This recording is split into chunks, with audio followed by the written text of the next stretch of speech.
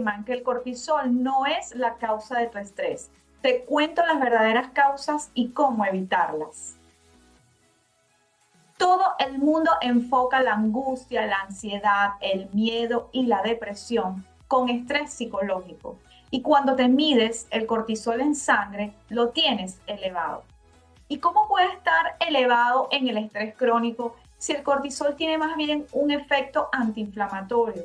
Es la hormona antiinflamatoria. Es contradictorio, ¿no? Te explico por qué. Soy la doctora Yuri Bersura, médico inmunólogo, experta en inmunonutrición. Cuando tienes miedo o angustia, es como si tuvieras un animal persiguiéndote, estás estresado. Esto puede tener un origen psicológico, pero lo que no sabes y nadie te dice es que el azúcar elevado, alteraciones de la tiroides, si no duermes o descansas bien, si estás expuesto a tóxicos como metales pesados, si tienes una alimentación proinflamatoria rica en cereales, lácteo de vaca y azúcares e infecciones a repetición, esto es un estrés biológico y es también un tigre que te está persiguiendo. Todos estos son señales de estrés y el cuerpo produce cortisol para desinflamar. Pero si esto es continuo, día a día, noche tras noche, año tras año, los tejidos crean lo que se denomina resistencia al cortisol. Se pierde ese efecto antiinflamatorio que es la tormenta perfecta para el comienzo de enfermedades inflamatorias, autoinmunes y trastornos psiquiátricos. Entonces, ¿de dónde viene ese cortisol? ¿Cómo se genera esa respuesta al estrés biológico o al estrés psicológico? Todos tenemos la capacidad de afrontar ese estrés, esa amenaza interna o externa, porque se tiene que activar una cascada de señalización neuroendocrina llamada eje hipotálamo-hipófisis suprarrenal, que vamos a repasar. Y que este eje, luego de su activación, al final lo que se libera es este cortisol que tiene este efecto antiinflamatorio, pero que también ayuda al organismo a obtener la energía que necesita para hacer frente al estrés y volver a su estado de equilibrio original. Durante esta respuesta hay una rápida pero breve primera ola que incluye la activación del eje simpático suprarrenal medular para que se produzcan las catecolaminas, las famosas hormonas o neurotransmisores adrenalina y noradrenalina. Y va a activarse simultáneamente este eje hipotálamo-hipófisis suprarrenal que culmina con la secreción de cortisol, que son los mediadores más extendidos y que persisten en la respuesta por más tiempo en esta respuesta al estrés. Entonces, en este diagrama, podemos ver el eje hipotálamo-hipófisis suprarrenal y el SAM. Fíjense que luego de un estrés biológico o psicológico, este estrés va a activar el hipotálamo para que se genere esta hormona liberadora de corticotropina que va a activar el simpático para que se genere adrenalina y noradrenalina y se active la respuesta inmune innata. Se van a activar estas células de la respuesta inmune innata que va a generar la respuesta inflamatoria. Simultáneamente, esta misma hormona liberadora de corticotropina estimula en hipófisis la adrenocorticotropina para que se libere en médula suprarrenal adrenalina y noradrenalina. Pero también se está activando este eje en donde se genera en la corteza suprarrenal el cortisol. Y fíjense que el cortisol, más bien, en un momento determinado, que ya lo vamos a explicar más adelante, sí inhibe esta respuesta inflamatoria. Esta respuesta se ha estudiado durante muchos años, de hecho se está estudiando muy bien desde el siglo XX. Lo que sí tenemos que tener claro es qué ocurre con la cinética de esta respuesta, porque en los primeros minutos se va a liberar principalmente estas catecolaminas de las que les hablé anteriormente, adrenalina y noradrenalina, para poder entonces desviar la energía hacia el músculo en ejercicio.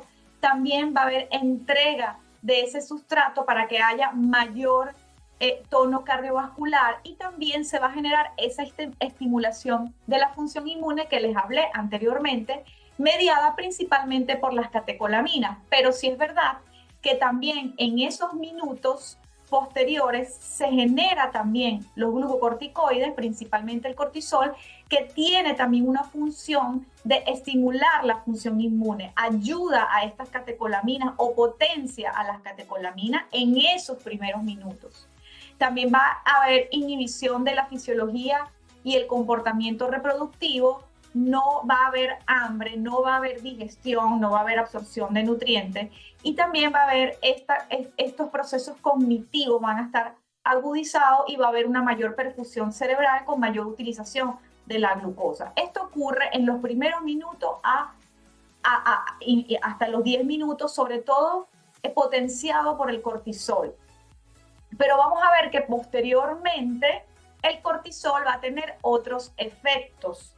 Entonces, vemos que al principio este cortisol activa el sistema inmune en los primeros minutos, potenciando las respuestas de las catecolaminas, pero luego más adelante, minutos más tarde, incluyendo a partir de la hora, entonces ese cortisol más bien va a tener una función de suprimir la respuesta inmune.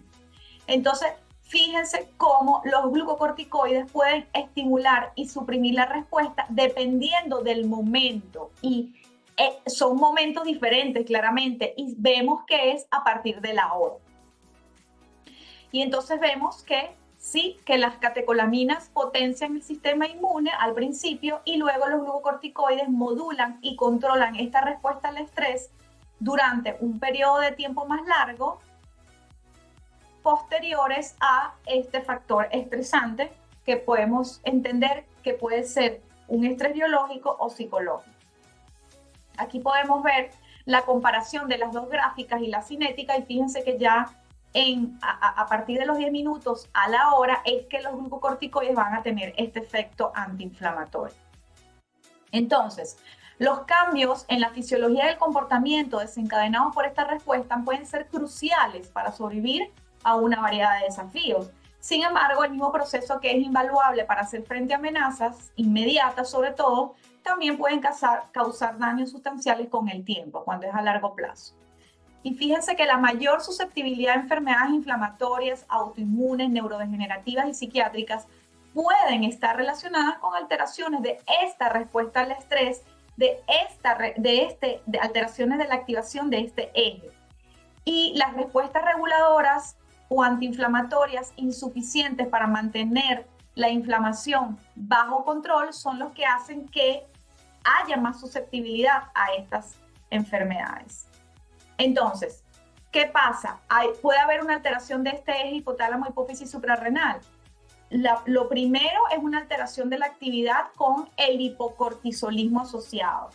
Y otro factor bien estudiado es la resistencia a los glucocorticoides o la resistencia al cortisol, que es lo que queremos hoy enfatizar en esta exposición.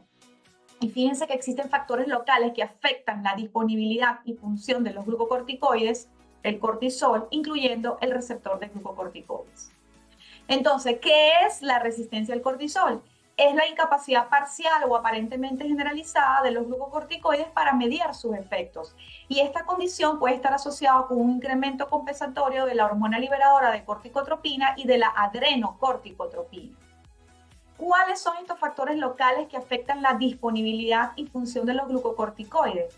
Varios factores. Luego que se libera el cortisol a la sangre, la globulina transportadora de corticoides se une a más del 90% de ese cortisol. Entonces, fíjense que aquí podemos ver una célula, el citoplasma y el núcleo. El cortisol va a ejercer su acción, se va a unir a receptores en el citoplasma, pero ejercen su acción a nivel nuclear, activando factores de transcripción. Entonces vemos cómo el cortisol, para poder entrar a la célula, se disocia de esta globulina transportadora de corticosteroides. Es importante también tomar en cuenta que existe la bomba de resistencia a múltiples fármacos, que es esta bomba que vemos aquí, que se llama MDR, que va a sacar el cortisol cuando es muy elevado dentro de la célula. Y como aquí se describe, es una bomba de eflujo que disminuye las concentraciones intracelulares de fármacos u hormonas potencialmente tóxicas. Entonces podemos ver que cuando hay mucho, tiene la capacidad de sacar, como vemos aquí, ese cortisol fuera de la célula. Y también es importante destacar que esta enzima 11-beta hidroxisteroide deshidrogenasa tipo 2 es la encargada de pasar o de transformar el cortisol de su forma activa a su forma inactiva, cortisona. Recordemos que tiene dos isoformas, la tipo 1 y la tipo 2. La tipo 1 convierte a los glucocorticoides inactivos en su forma activa y la tipo 2 descompone los glucocorticoides cuando ingresan a la célula en metabolitos inactivos. Esto nosotros lo vemos muy bien en un examen que se llama HuMAP, en donde podemos ver la actividad de esta enzima, sobre todo la tipo 2, que es la que inactiva. Entonces, estos factores locales que alteran la disponibilidad son las que generan la resistencia al cortisol. Entonces, si tenemos aumentada la globulina transportadora de corticosteroides o aumenta la expresión de la bomba de resistencia a múltiples fármacos, que es la MDR, disminuye la 11-beta hidroxisteroide deshidrogenasa tipo 1 y por el contrario aumenta la tipo 2, todo esto va a reducir los niveles de cortisol libres y que puedan estar activos dentro de la célula, lo que contribuye a un estado de resistencia al cortisol o a los glucocorticoides. También existen factores relacionados con el receptor de cortisol y podemos ver de nuevo en este diagrama que si el cortisol debe unirse a la forma o a la isoforma alfa, que es la forma activa, el receptor, o sea, es la forma activa del receptor para que se pueda generar sus acciones. Si por el contrario aumenta más bien la expresión de la isoforma beta, que es la forma inactiva, entonces el aumento de la expresión de esta forma inactiva va a hacer que se pierda esa acción del cortisol. Y esto puede estar más bien, esta forma inactiva aumentada cuando hay muchas citoquinas proinflamatorias. De hecho, se ha encontrado en células inmunes de pacientes con diversas afectaciones inflamatorias. Entonces, es muy importante tomar en cuenta a cuál isoforma se va a unir.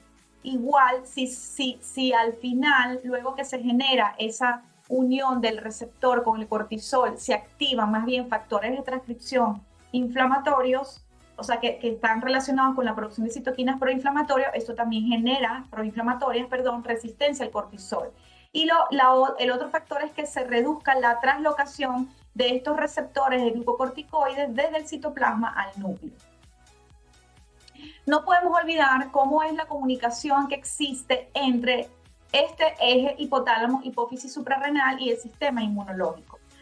Fíjense que cuando hay una respuesta inflamatoria y se generan citoquinas proinflamatorias, como las vemos aquí, se activa este eje hipotálamo, hipófisis suprarrenal para producir el cortisol que tiene un efecto antiinflamatorio. Aquí lo podemos ver perfectamente bien cómo inhibe a estas células inmunes. Y a la vez, esa producción de cortisol también va a ser una retroalimentación negativa en este eje.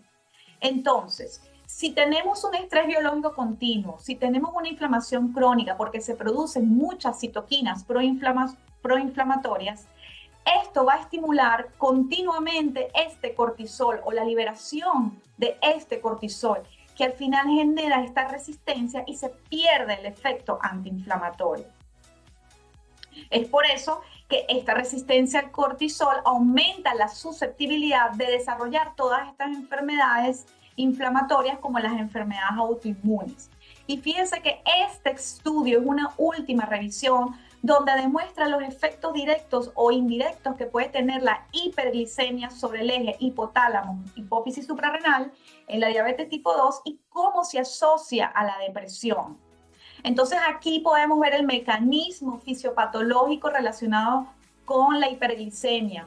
Cuando tenemos hiperglicemia, se activa el eje hipotálamo hipófisis suprarrenal. A su vez activa el SAM para que se estimule el sistema inmune, la liberación de catecolaminas, adrenalina y noradrenalina.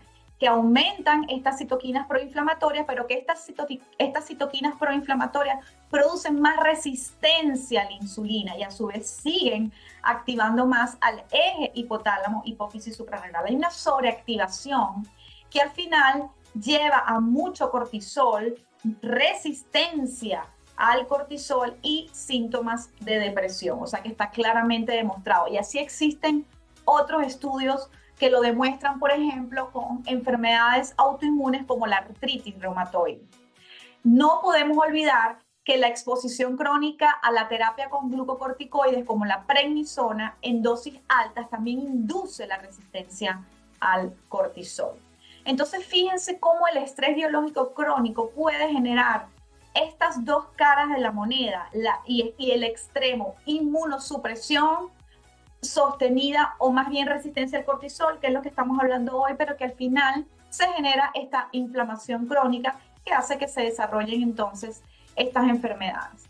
Entonces la respuesta óptima al estrés representa un delicado equilibrio, debe ser lo suficientemente sólida como para brindar protección contra posibles factores estresantes y al mismo tiempo minimizar el daño potencial inducido por la respuesta misma. Entonces el cortisol no es la verdadera causa de tu estrés, es la consecuencia. Busca cuál es el verdadero origen de tu estrés.